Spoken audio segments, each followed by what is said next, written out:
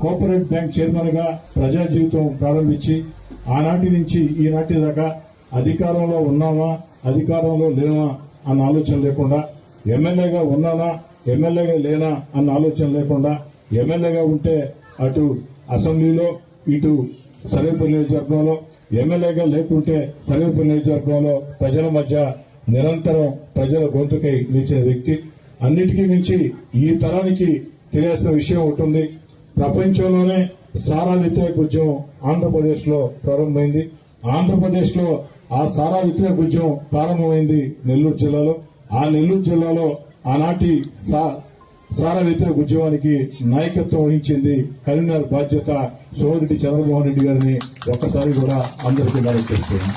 మరి అలాంటి సోమిరెడ్డి చంద్రమోహన్ రెడ్డి గారు ఈ యొక్క నియోజకవర్గంలో శాసనసభ్యుడిగా ఉండటం అది సర్వేపల్లి నియోజకవర్గానికే మంచి గౌరవం.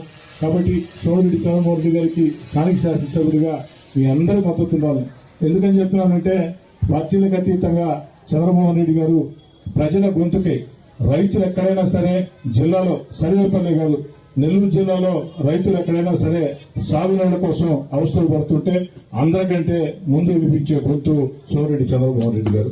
రైతులు గిట్టుబాటు ధర కావాలంటే గిట్టుబాటు ధర లేక రైతులు ఇబ్బంది పడుతుంటే అధికారంలో ఉంటే ప్రభుత్వంతో మాట్లాడి, అధికారం లేకుంటే ఆ ప్రభుత్వంతో పోరాటం చేసి ఆ గిట్టుబాటు ధర కోసం రైతుల పక్షాన నెల్లూరు జిల్లాలో వినిపించే మొట్టమొదటి గొంతుగా సోమిరెడ్డి చంద్రమోహన్ రెడ్డి గారని చెప్పని.